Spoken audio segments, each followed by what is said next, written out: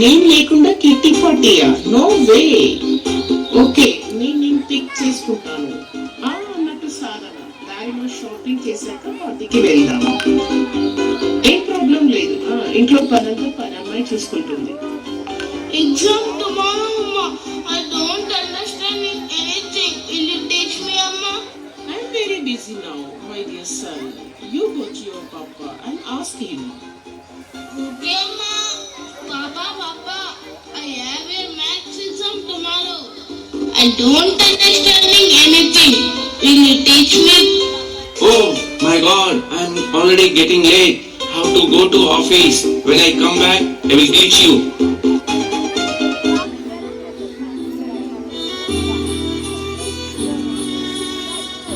Now will you teach me? My dear son, I have tired now and I have office work. You go to your Amma. Amma! What happened, son? Please, Amma. Teach me little bit. Okay, you go to your room. I will be right now. Okay, Amma. Oh God, Amma hasn't come at Tuesday. I have an idea. I will search in Google. Hey Google, what is fraction? అన్నయ్య mummy daddy ఎక్కడికి వెళ్ళారు? They are very busy. బయటికి వెళ్ళారు. అన్నయ్య ఏంటన్నయ్య ఎప్పుడు ఫోన్లో chat చేస్తూనే ఉంటావు? ఏంటి నీ బాధ? అన్నయ్య నాకు ఆకలి వేస్తుంది. టేబుల్ మీద స్నాక్స్ ఉన్నాయి, వెళ్ళి తింటూ. అన్నయ్య ఎవరో వచ్చారు చూడు. నేను లోపలికి రావడం ఏంటి? ఈ ప్రపంచం మొత్తం నేనే ఉన్నాను. కాదు, ఈ ప్రపంచమే నా అధీనంలో ఉంది. నేనే మొబైల్ భూతాన్ని.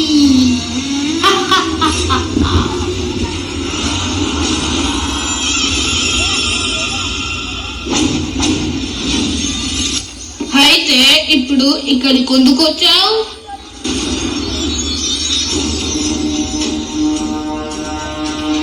నేను అన్ని చోట్ల ఉంటాను సాయి.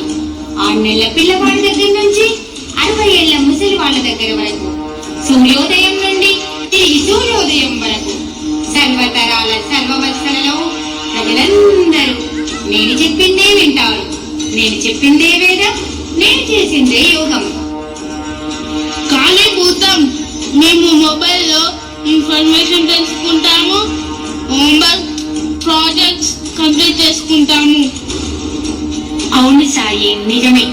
మీరు ఇన్ఫర్మేషన్ కోసం నా దగ్గరకు వస్తారు, కానీ నేను మాత్రం మీకు అవసరం ఉన్నవి లేనివి కూడా మీకు చూపిస్తుంటాను. షాపింగ్ అని, ఫ్రీ ఫైర్ లాంటి గేమ్స్ సంబంధించినవి ఇలా ఎన్నో చూపించి కట్టిపడేసే సత్తా నాలో ఉంది. ఫేస్బుక్, ట్విట్టర్ వీళ్ళంతా నా అనుచరులు. వీళ్ళందరితో కలిసి మీతో మీకు సంబంధం లేకుండా చేస్తున్నాను. అవును భూతం, నువ్వు చెప్పింది నిజమే. మా అమ్మ నాన్న షాపింగ్ ఇంకా మొబైల్ ల్యాప్టాప్ లో 24 గంటలు కాలక్షేపం చేస్తున్నారు. కనీసం మాతో సమయం కేటాయించడం లేదు. మా అమ్మమ్మ తాతయ్య వాళ్ళు మాతో చాలా సమయం గడుపుతారు. వాళ్ళతో ఉండడం అంటే నాకు చాలా సరదాగా ఉంటుంది. అది నిజమే సాయి. నేను మీ తల్లిదండ్రుల్ని, మిమ్మల్ని, రాబోయే తరాల్ని నా ఆధీనంలోకి తీసుకున్నాను, కానీ మీ తాతల తరాన్ని ఆధీనంలోకి తీసుకోలేకపోయా. అది ఎలా అని? Flash back, village back drop. అందరూ ఒకే చోట అందమైన ప్రకృతితో కలిసి మెలిసి కాలక్షేపం చేస్తుంటారు. Let's see how people use it to start their mornings before the smartphone.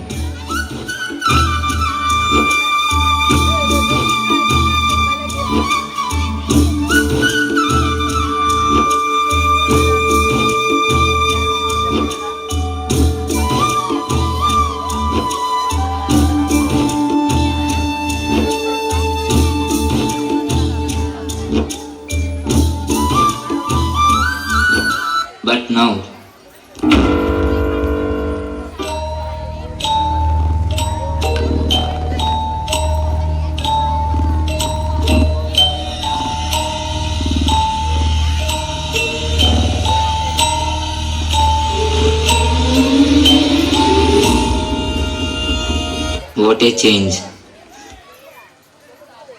Eating time.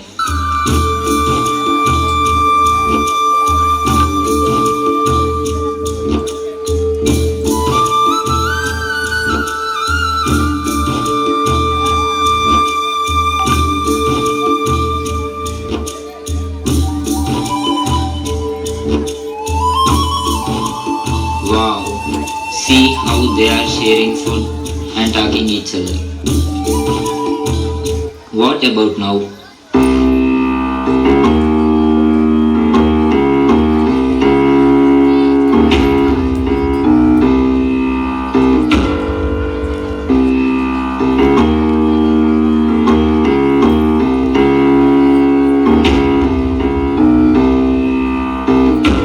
No sharing, no caring. Playing time.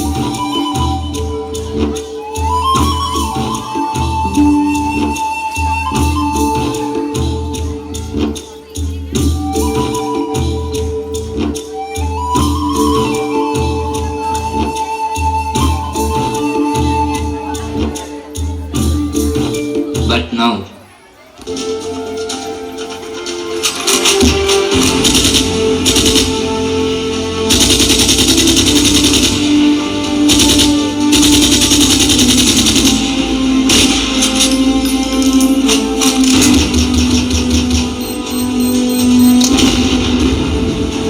no outdoor games, no physical exercise. That's really worrying. Emergency time.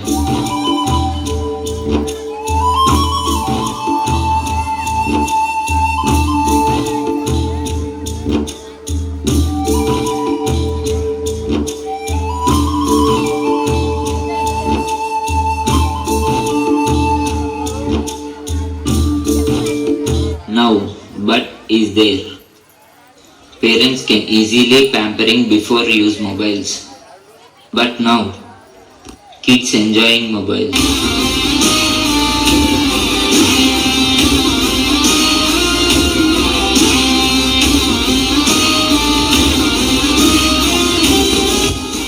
ఎంత అద్భుతంగా ఉందో. అవును, ఇలా మీరు ఉండరు కాబట్టి మీరు నా అధీనంలోకి వచ్చారు. అవును భూతం, మా భవిష్యత్తు తరం ఎలా ఉంటుందో చూపిస్తా అన్నావు.